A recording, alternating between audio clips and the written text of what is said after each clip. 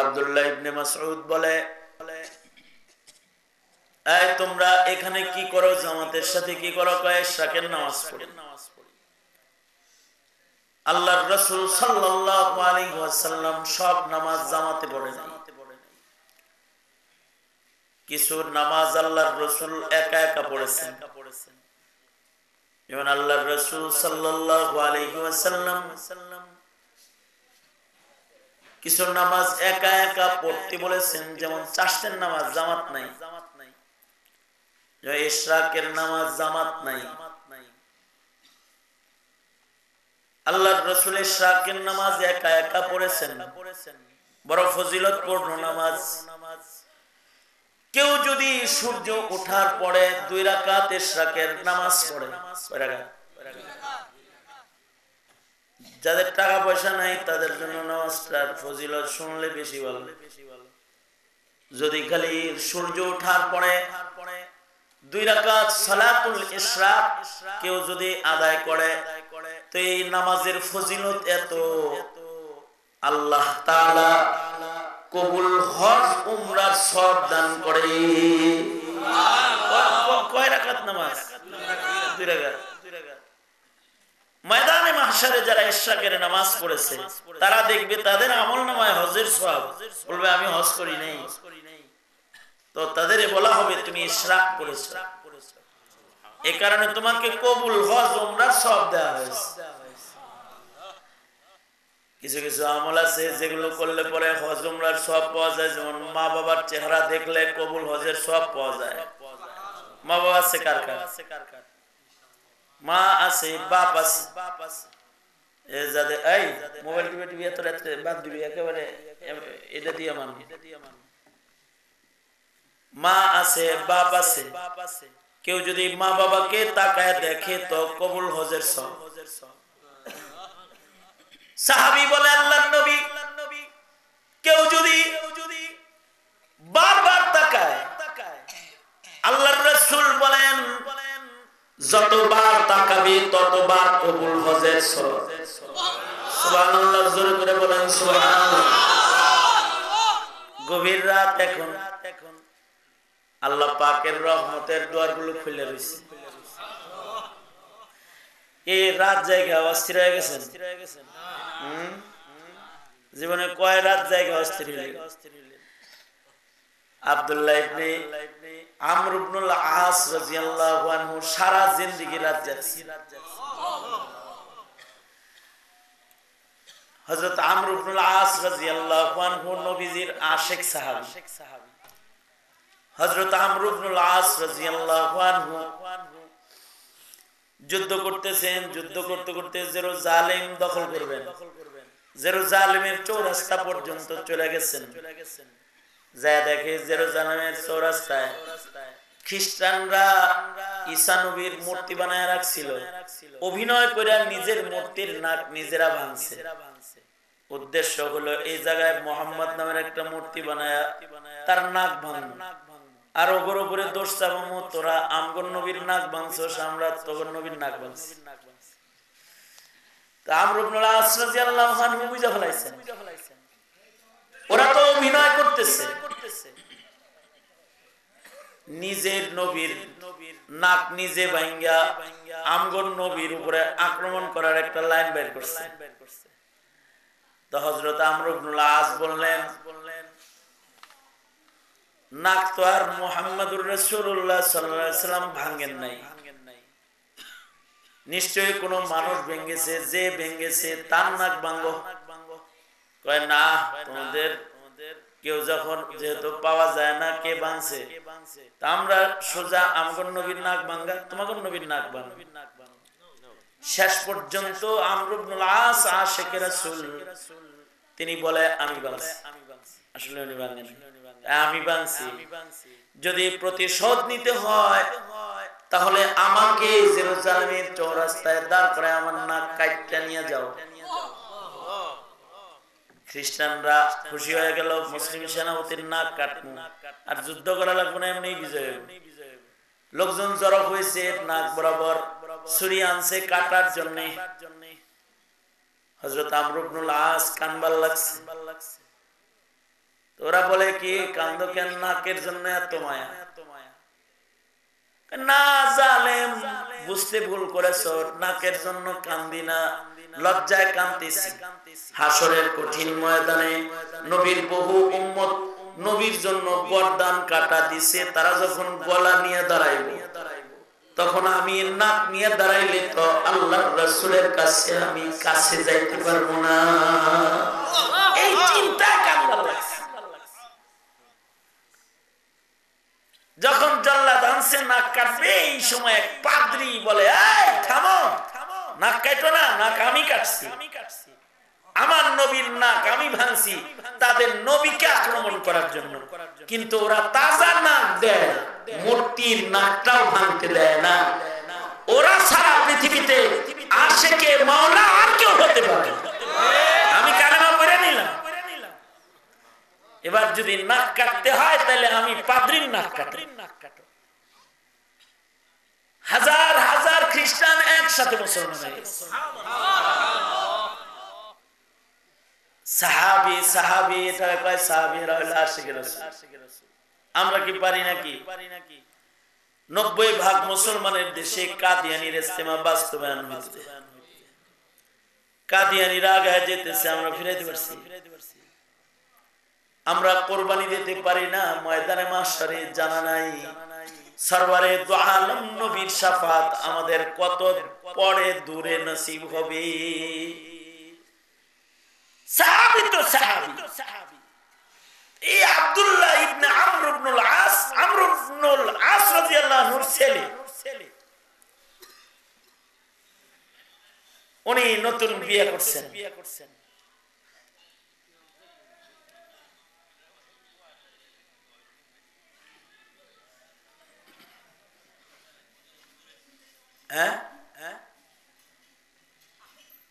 মোবাইলে আবার চেক করছে যে আমি নাকি নাকি, হ্যাঁ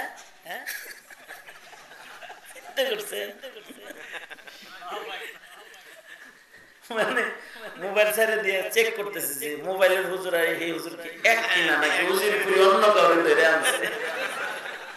উজিরপুরির বুঝি মাথা খারাপ হয়েছে যে 3 ঘন্টা ওয়াজ করবো অন্য কারোর জন্য। রাগের চোটে আমি স্টেজে আসার আগে গেছে, মানে চিন্তা করতেছে যদি মুখোমুখি হয়ে যায় কলার ধরে আলাইলাম।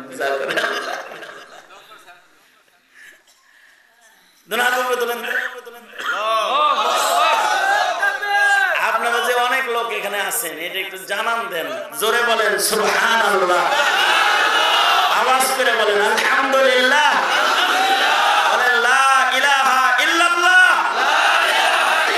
আল্লাহু আকবার, আল্লাহু আকবার। আমাদের জীবনে তো রাত জাগার সংখ্যা কম। আব্দুল্লাহ ইবনে আমর ইবনুল আস, হযরত আমর ইবনুল আসের ছেলে, সাহাবী নিজের ছেলের বিয়ে করাইছে। বিয়ে শাদী করানোর পরে সপ্তাহখানে গেছে, আর সাহাবী পুত্রবধূকে বলতেছে কাইফা ওয়াজাদতা ইবনি, কাইফা ওয়াজাদতা, তুমি আমার ছেলেটারে কিরকম পাইলা জামাই হিসেবে, ছেলেটা কেমন? বউয়ে শ্বশুরের কাছে জামাইয়ের গুণগান গাইতেছে। আপনার মতো বাপ হয় না, আর আপনার ছেলের মতো ছেলে হয় না। আজব হাজারে একজন স্বামী, আমার বড় গুণী স্বামী আল্লাহ তাআলা আমাকে জোটাইছে। কিছু গুণ বলো, বড় ভালো আবেদ, সারা বছর রোজা রাখে আর ডেইলি এশা পড়া যায় নামাজে দাঁড়ায়, ফজর পর্যন্ত নামাজ পড়ে। বলেন তো এটা কি সুনাম করছে না বদনাম করছে?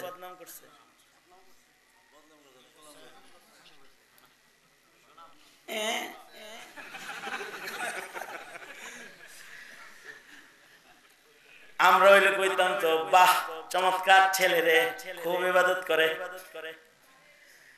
আমরা আজ বুঝা ফেলাইছে বউয়ে ছেলের বদনাম করছে, তার মানে বিয়া করছে মগর আমার লগে বিছনা আসলে।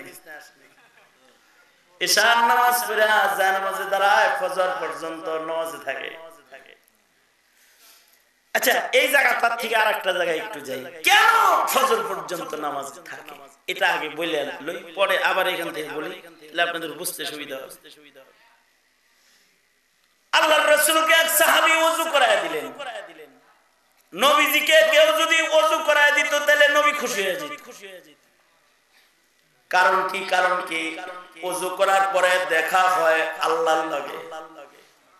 ওযুর পরে নবীজি তাহিয়াতুল ওযু নামাজ পড়ে। নামাজে দাঁড়াইলে কার সামনে দাঁড়ায়? আল্লাহ। জোরে আওয়াজ করে বলেন, কার সামনে দাঁড়ায়? আল্লাহ। জুইলাত কুররাতু আইনি ফিস সালাহ। আল্লাহর রাসূল বলে, আমি নামাজে দাঁড়াইলে আমার চোখ শীতল হয়ে যায়। আল্লাহ। নবীর নামাজে দাঁড়াইলে চোখ শীতল হয়ে যায়। এই কারণে আল্লাহর রাসূলকে কেউ যদি ওযু করায় তাহলে নবী খুশি হয়ে যায়। আমগর খুশি তো ভিন্ন। আমারে কেউ যদি ফুল দেয়, এই লাভ ইউ, খুশি হয়। কেউ যদি একটা কার্ড দেয় যার ভিতরে লেখা আছে আই লাভ ইউ, আমি তোমাকে ভালোবাসি, এটা লিখে দিয়েছে, তাহলে খুশি হয়ে যায়। টাকা দিলে খুশি হয়, দুনিয়ার কোন মাল সামান দিলে খুশি হয়।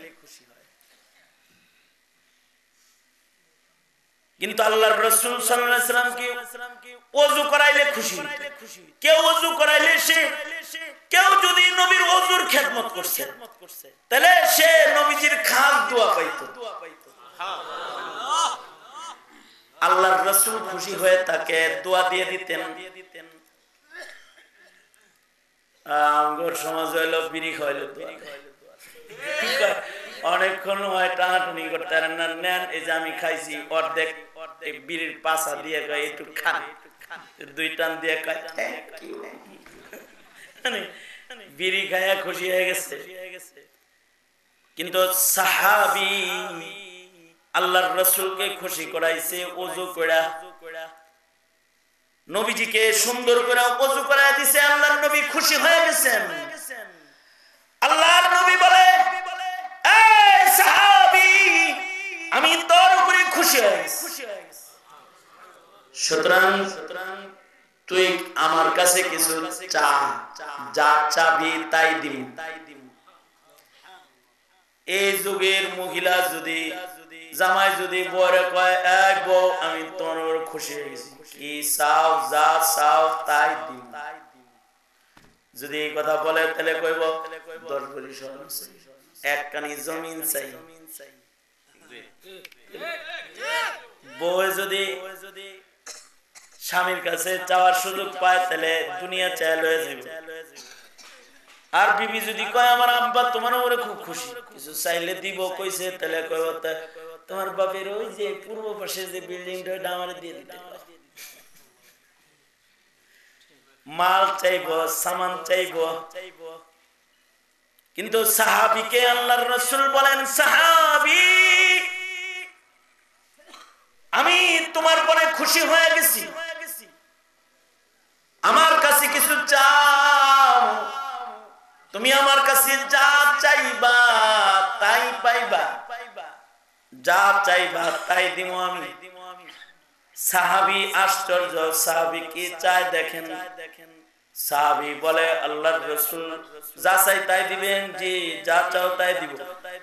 সাহাবী বলে, রিফাকাতুকা ফিল জান্নাহ, আমি আপনার লগে জান্নাতে বন্ধু হইতে চাই। আপনি কবুল করে নেন যে আমার জান্নাতি বন্ধু বানাইবেন। সরকার বলে, সাহাবী বেশি বড় জিনিস চালাইছো, আর একটু ছোট কিছু, কারণ কোথায় নবী, তুমি নবীর লগে জান্নাতে থাকবা চাও, পয়গম্বরের সাথে জান্নাতে থাকতে চাও, অনেক বড় মসনদ চালাইছো। কখনো কখনো ছোট ছোট জিনিস দিয়ে বড় মসনদ পাওয়া যায়। মুসা আলাইহিস সালাতু ওয়াস সালাম আল্লাহকে বলে, আল্লাহ আমার জান্নাতে বন্ধু কি হবে? কয় কসাই। কয় কি? কসাই আমার লগে জান্নাতে কেমনে থাকে? কই নবী কই কসাই? হ্যাঁ। তাহলে দেখতে যাবো। যাও, কই পাইবা?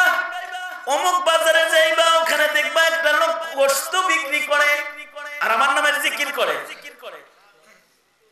পয়গম্বর চলে গেলেন, যায় দেখে এক লোক গোশত বিক্রি করে। লোকটা জাকের, সাধারণ একজন গরিব কসাই, গোশত বিক্রেতা, কিন্তু বড় আবেদ, ভদ্র মানুষ, মুমিনে খাস। সারাদিন গোশত বিক্রি করে ভালো গোশত কিছু রেখে দিয়েছে। এই ভালো গোশত গুলোকে সন্ধ্যা বেলায় বাড়ি নিয়ে নিজের হাতে রান্না করেছে। বৃদ্ধা মা তার আছে বিছনায় পড়া, তরকারি বানাইছে, রুটি বানাইছে, সব বানায় নিজের মাকে সুন্দর করে নিজের কোলে বসাইছে। ছোট্টবেলায় তার মা যেমন তারে কোলে বসে খাওয়াইতো, সে তার মাকে কোলে বসাইছে। তার মা আদর করে তাকে যেমন খাওয়াইতো, সে তার মারে আদর করে পুরো বয়সে খাওয়াইতেছে। মা যে রুটি আর গোশতটা খাইতে চিবাইতে পারে না, সে নিজের দাঁতের চিবায় নরম করে খাওয়াইতেছে। মার দিল খুশি হয়ে গেছে।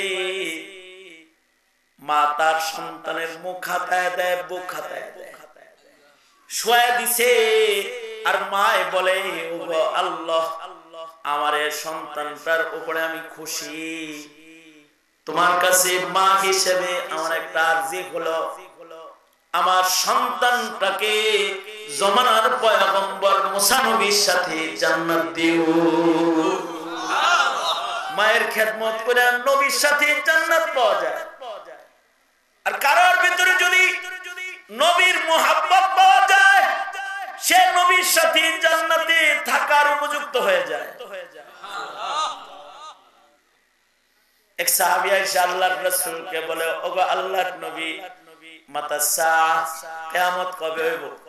আল্লাহর রাসূল বলে, মা আ'দাত লাহা, কিয়ামতের জন্য কি প্রস্তুতি গ্রহণ করেছো? সাহাবী কয়, আমার নামাজ খুব বেশি নাই, খুব বেশি রোজা আমার নাই, খুব বেশি ইবাদত আমার নাই, কিন্তু আমি আল্লাহ আল্লাহর রাসূলকে ভালোবাসি। আল্লাহর রাসূল বলে, তাহলে যাও, যেহেতু নবীকে ভালোবাসো, তাহলে তুমি নবীর সাথে জান্নাতে থাকবে। হাদিসে আছে, যে যাকে ভালোবাসবে তার সাথে সে আল্লাহর জান্নাতে থাকবে। সাহাবী বলে, আমি রেফাকত চাই, আপনার সাথে জান্নাতে থাকতে চাই। আল্লাহর রাসূল বললেন, অন্য কিছু চাও, এটা বেশি বড় চাইছো। সাহাবী কয়, এইটা যদি না পাই তাহলে অন্য কিছু আমার দরকার নেই, আমার এটাই লাগবে, আমি নবীজির সাথে জান্নাতে থাকতে চাই। আল্লাহু আকবার, জোরে করে বলেন। হৃদয়ে আসেনি মাঝে মধ্যে যে নবীর লগে জান্নাতে থাকতে চাই, আশা চাই।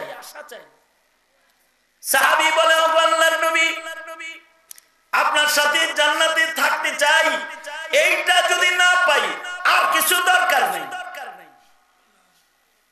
আল্লাহর রাসূল বলে, সাহাবী, তোমার মুহাব্বত অনেক বেশি, যাও থাকবা, কিন্তু আলাইকা বিকাসরাতিস সুজুদ, বেশি বেশি সিজদা দিন লাগবে তোমার। যত বেশি সিজদা দিবা, যত বেশি নামাজ পড়বা, তত আমার কাছে থাকবা। সুবহানাল্লাহ, যত বেশি সিজদা দিবা তত আমার কাছাকাছি থাকবা। তার মানে যার নামাজ বেশি, যার সিজদা লম্বা, যার সিজদা বেশি, সে নবীর কাছাকাছি থাকবে। এই কারণে নবীর সব সাহাবীদের নামাজ বেশি, আমগর হলো ওয়াজ বেশি। আমরা সারা রাত ওয়াজ শুনতে পারি, কিন্তু সারা রাত নামাজ পড়তে পারি। এই যে রমজান মাস আসতেছে, 20 রাকাত পড়তে সমস্যা অনেকে, এই জন্য অনেকে কইবা 8 রাকাত তো পড়া যায়। মানে হ্যাঁ আসলে 20 রাকাত পড়তে কষ্ট লাগে। আসল কথা হলো ওইটা। এখন এইটারে জায়েজ বানাইবার লাগা 20 রাকাত তারাবিরে 8 রাকাত বানাইবার চায়, তাহাজ্জুদের নামাজকে তারাবির নামাজ বানাই না। না, যার জীবনে সিজদা যত বেশি সে নবীর কাছে তত বেশি। এ কারণে সাহাবীদের গুণ আমি পড়েছি, তিলাওয়াত করেছি। তারাহুম রুকআন সুজদাই ইয়াবতাগুনা ফাদলাম মিনাল্লাহি ওয়া রিদওয়ানা সীমাহুম ফি উজুহিহিম মিন আসারিস সুজুদ। সাহাবায়ে কেরামের গুণ হলো সাহাবীদের জীবনে অনেক সিজদা, অনেক রুকু, সাহাবীদের চেহারার ভেতরে সিজদার দাগ। আল্লাহু আকবার বলেন। সকল সাহাবীর চেহারার ভেতরে সিজদার দাগ, এটা সাহাবীদের একটা গুণ। ফি উজুহিহিম মিন আসারিস সুজুদ, সাহাবীরা অনেক সিজদা দেয়, তাদের চেহারার ভেতরে সিজদার দাগ বেশি। এই কারণে নবীর সব সাহাবীরাই লম্বা লম্বা নামাজি, তাদের জীবনে সিজদা বেশি। এর ভিতরে আব্দুল্লাহ ইবনে আমর ইবনুল আসের জীবনে নামাজ রোজাটা একটু বেশি বেশি, বেশির ভিতরে আরেকটু বেশি।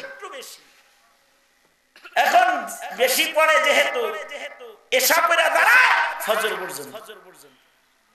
বিবি বলে স্বামী তো আমার এক নাম্বার, দিনদার মুত্তাকি পরহেজগার, এমন স্বামী হয় না সারা বছর রোজা রাখে, ডেইলি রোজা রাখে, আর এশা পড়া নামাজে দাঁড়ায় ফজর পর্যন্ত নামাজ পড়ে।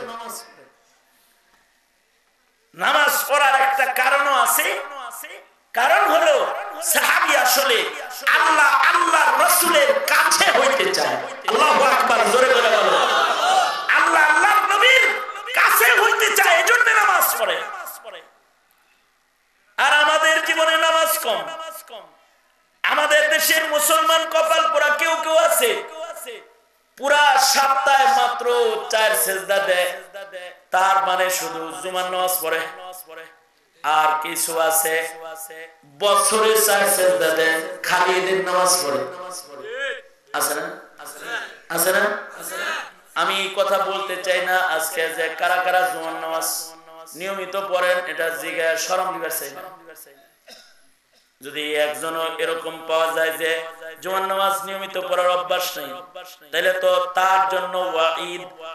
আল্লাহর রাসূল বলেছেন, কেউ যদি লাগাতার 3 জুমা বর্জন করে আল্লাহ তাআলা এত নারাজ হয় যে আল্লাহ তাআলা রাগ হইয়া তার নামটা মুনাফিকের খাতার ভিতরে উঠায় দেয়। নাউজুবিল্লাহ। সুতরাং যুবকেরা যারা আছো, জুমার নামাজ ছাড়বা কোনদিন না। কয় জুমা না পড়লে মুনাফিক?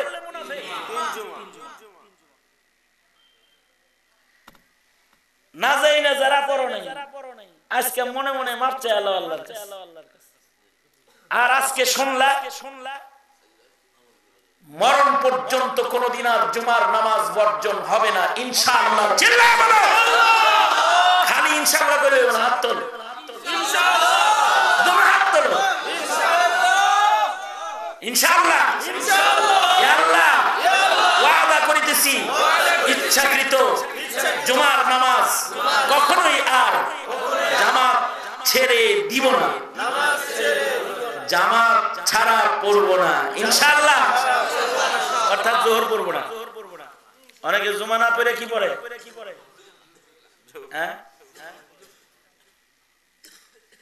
এক সাহাবী জুমার নামাজে আসে নাই দেখে নবীজি তার জন্য বদদোয়া করছে।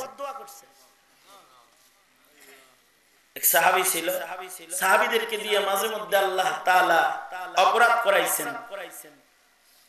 ভবিষ্যৎ জীবনের মুমিনদেরকে অপরাধ হয়ে গেলে তওবা কেমনে করবে এটা শেখানোর জন্য। এক সাহাবী নবীর কাছে আইলেই খালি কয়, হ্যাঁ দিন চলে না, টাকা পয়সা নাই, দোয়া করেন আল্লাহ যেন কটা টেয়া দেয়। কিছু আছে না এরকম হাই হাই লোক, মানে আর কেউ কিছু জানে চলে না, একটু মালে যেন বরকত হয় দোয়া করেন। খালি হেয়ার খালি টেহা দরকার, কিছু লোক থাকে এরকম। সাহাবীদের ভেতরে একজন আছে সালাবা নাম, আইসা খালি আল্লাহর রাসূলকে বলে আল্লাহর নবী আমার যেন কটা টাকা হয় আমার লাগে একটু দোয়া করেন, দোয়া করেন। আল্লাহর রাসূল বললেন এত টাকার জন্য দোয়া চাও, আল্লাহ যেমনি রাখে এমনি খুশি থাকো। কারণ টাকা বেশি হইলে বেজাল বেশি, মাল বেশি হইলে বেজাল বেশি। যত মাল কমাইব বেজাল কমাইব। আমওয়ালুকুম ফিতনা, তোমাদের মাল এগুলো ফিতনা, এটা এত বেশি চায়টা না। হে কয় না আমার লাগি একটু দোয়া কইরা আল্লাহ কইরা আল্লাহ। তে নবীজি দোয়া করে দিছে। এবার যখন নবীজি দোয়া করে দিছে, এখন হের ছাগলের বাচ্চা আগে হইতো 2টা, এখন হয় 6টা। আগে ওর 2 বছর পরে ছোট ছোট বাচ্চা দিত, এখন ঘন ঘন বাচ্চা দেয়। ওর কয়দিন পর পরই বাচ্চা, কয়দিন পর পরই বাচ্চা, দুধও অনেক দেয়, দামও অনেক পায়। এখন আর তো ছোট বাড়িতে বসে না, যা উট ছাগল হইছে এ নিয়ে আর মহল্লায় থাকতে পারে না। উট ছাগল অনেক বড় হয়ে গেছে। সাহাবী মালের মায়ায় মরুভূমিতে গেছে। ঘরে যখন ছিল তখন 5 বেলা নামাজে গেছে। এবার যখন মরুভূমিতে গেছে ছাগল চড়ায় 5 বেলা আর আইতে পারে না, মাঝে মাঝে আহে, জুমার নামাজে আসে। কয়দিন পরে যখন আরো বাড়ছে, এবার জুমার নামাজও বাদ দিয়েছে, মরুভূমির ভিতরে জোহর পড়ে। আল্লাহর রাসূল তালাশ করতেছেন আইনা সালাবা, এই সালাবা কই রে, আসে না কেন? কাটে আবেশে মাল বাইরে গেছে। এবার মালের মায়ায় মরুভূমিতেই নামাজ পড়ে, সেখানেই থাকে, সেখানেই নামাজ পড়ে। আল্লাহর রাসূল এত রাগ হইছেন, এত গুসা হইছেন, ওয়াইলুল লিসালাবা, আল্লাহর রাসূল বলে সালাবার উপরে ধ্বংস হোক, আযাব হোক, ধ্বংস হয়ে যায়। আল্লাহর রাসূল বদদুয়া করে ফেলেছেন। কেউ যদি শরীয়তের খেলাফ চলতো তাহলে আল্লাহর নবী তার জন্য বদদুয়া করতেন। এক সাহাবী বাম হাতে খাইতেছে, আল্লাহর রাসূল তাকে বললেন বাম হাতে খাও কেন, ডাইনাতে খাও। সাহাবী নিজের ইজ্জত বাঁচাইবার লাগে একটু কইতেছে আমার ডাইনাতে একটু সমস্যা আছে। নবীর সাথেও 2 নম্বরে কি করা যায়? নবীর সাথেও 2 নম্বরে করা যায়? কয় যে আমার ডাইনাতে একটু সমস্যা আছে। ওই লোকরে ডাইনাতে রাসূল খাইতে বলেছে, সে বলে আমার ডাইনাতে একটু সমস্যা আছে। আল্লাহর রাসূল এত রাগ হইছেন, আল্লাহর রাসূল বলেন জীবনে কোনোদিন ডাইনা তার উঠাইতে পারবি না।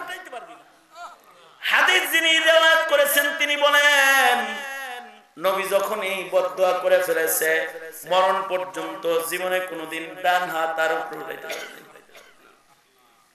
শরীয়তের খেলাফ চললে আল্লাহর রাসূলের কোন বদদুয়া দিতেন?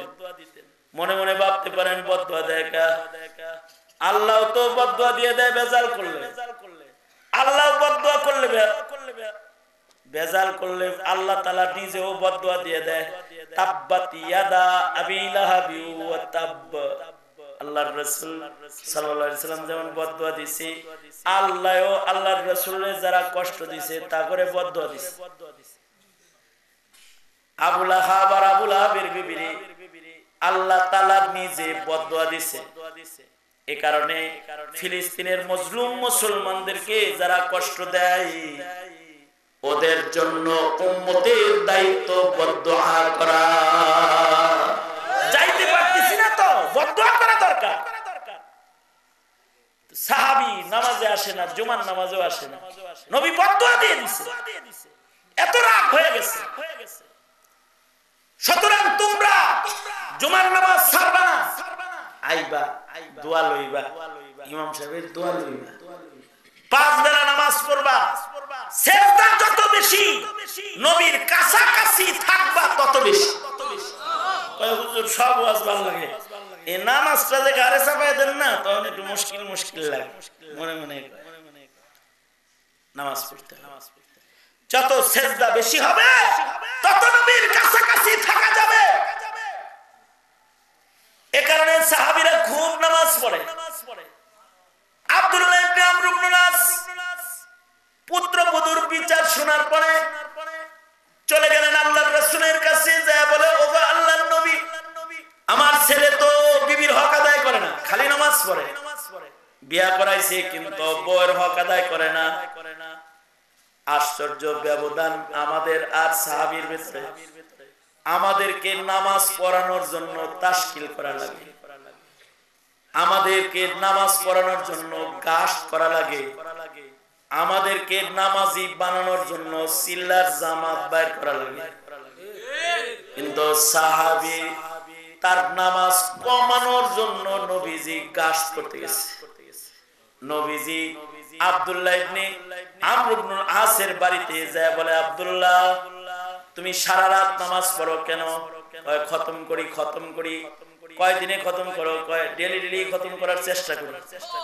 কয় না না আব্দুল্লাহ, 40 দিনে এক খতম কোরআন পড়বা। কয় না না না, আমার গায়ে শক্তি আছে, আমি পারবো। 40 দিন এটা বেশি লম্বা হয়ে যায়। নবীজি বলে, তাহলে 30 দিনে পড়ো। কয় না না। নবীজি বললেন, তাহলে 10 দিনে পড়ো, ডেলি 3 পারা পড়ো। কয় না না না।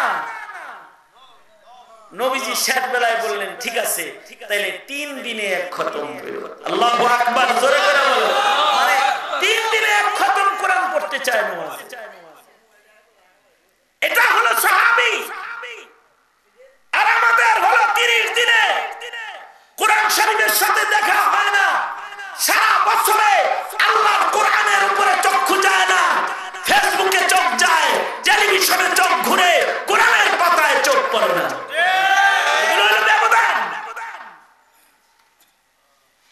নিজেদের জিন্দেগীর এই ব্যবধানগুলোকে মিটায় দেওয়া চাই।